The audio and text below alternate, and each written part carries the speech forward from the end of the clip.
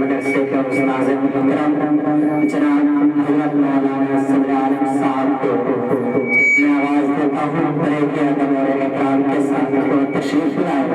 یہ آپ کا بچہ آپ کا منتظر ہے آپ کی باتیں سننے کے لیے. اور ساتھ میں یہ اعلان کر رہا ہوں کہ ماسٹر صاحب جہاں ٹریڈ میں اور اس کے پر تشریف لائے انہیں بھی بچہ سننے کے لیے منتظر ہے. ان کو بھی بچہ سننا چاہتا ہے ان سے بھی کچھ تربیت حاصل کرنا چاہتا ہے. اس لیے ماسٹر صاحب اگر وہ فیلڈ میں ہے کہیں گھر میں تو اس کو اس پر تشریف لائے.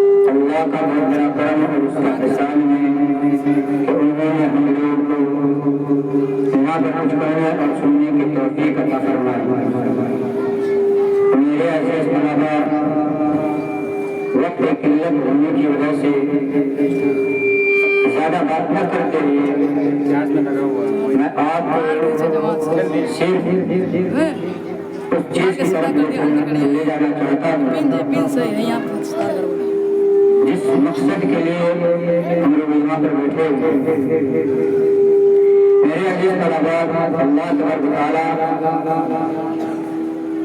کا بہت بڑا کرم ہے کہ آپ مہمان رسول ہے اور مہمان رسول اس کا کیا مرتبہ ہے اس کا کیا مقام ہے.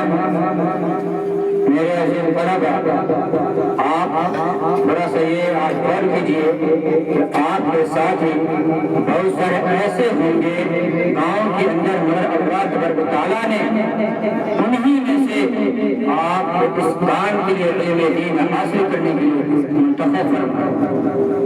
میرے محترم میرے عزیز طلباء و طالبات ہم جس مقصد کے لیے آئے ہیں ہمیں اس مقصد میں ہم اس چیز کو حاصل کرنے کی فکر آج جو لوگ منتظر آئے ہیں وہ اتنے خوش ہو کر گئے ہیں اتنے دعائیں دیے ہیں تو جس کا کوئی انتہا نہیں. میرے عزیز طلباء اگر ہم اس سے بھی زیادہ محنت کریں گے اپنے استادوں کا احترام اپنے درسگاہوں کا احترام اپنے مدرسوں کا صاف ستھرائی کے بارے میں انہوں نے اتنا ذکر کیا کہ میرے عزیز طلباء کہ یہ بھی ایک پہچان ہے. جب ہم یہاں پر یہ ہم لوگ گھر ہے جب جس جگہ پہ لے رہے ہیں وہاں پر اپنے صاف ستھرائی کا خیال رکھے.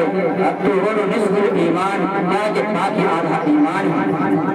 میرے عزیز طلباء یہ جو ہم لوگ مدرسے کے اندر رہتے ہیں یا دنیا کے کسی کونے کے اندر آپ چلے جائیں آپ کو کھانے کا طریقہ نہیں بتائے گا سونے کا طریقہ نہیں بتائے گا جاگنے کا طریقہ نہیں بتائے گا.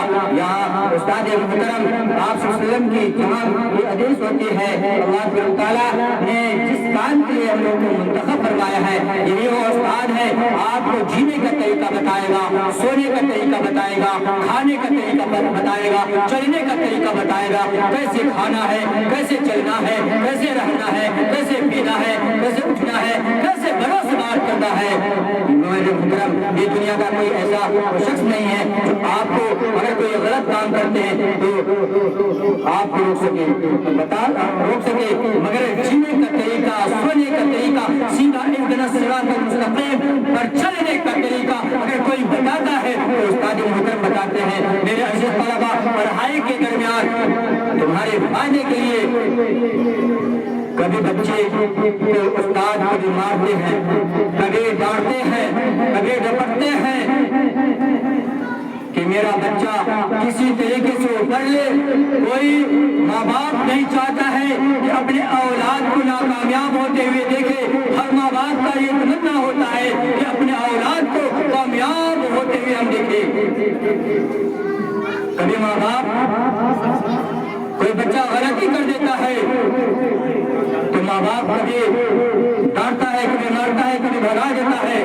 ماں کو کہتی ہے تم اس کا کھانا بند کر دو, مگر اس کا یہ مطلب نہیں ہے کہ اس کو گھر سے نکال دے.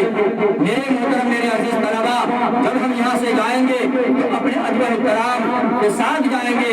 جب ہم مدرسہ سے نکلتے ہیں تو عوام کا میرے قدموں کے اوپر نظر ہوتی ہے کہ دیکھتے ہیں کہ فلانا مدرسے کا طالب علم کس طریقے سے چل رہا ہے, وہ کیسا کپڑا پہن رہا ہے, کیسا وہ لباس پہن رہا ہے, کس طریقے سے وہ کھانا کھا رہا ہے, کس طریقے سے وہ پانی پی رہا ہے. جب ہم یہاں سے جائیں گے تو پھر اس کے بعد ادب احترام کے ساتھ جو طریقہ بتایا گیا ہے, جو چیزیں سکھائی گئی ہے, اگر اس کے حساب سے اگر ہم یہاں سے جائیں گے اپنا ادب احترام کو رکھتے ہوئے, اپنے مدرسہ کا وقار کو برقرار رکھتے ہوئے اگر ہم یہاں سے جاتے ہیں تو آپ کا یہ کام کیا ہے کہ لوگوں پر اثر ہوگا اور کہے گا بابو تم کس مدرسے سے آئے ہو, کون سے مدرسے میں پڑھتے ہو. میں فلانا مدرسے میں پڑھتا ہوں. میرے محترم, میرے عزیز طلبا, آپ کی تعریف ہوگی. جب آپ کی تعریف پوچھا جائے گا کس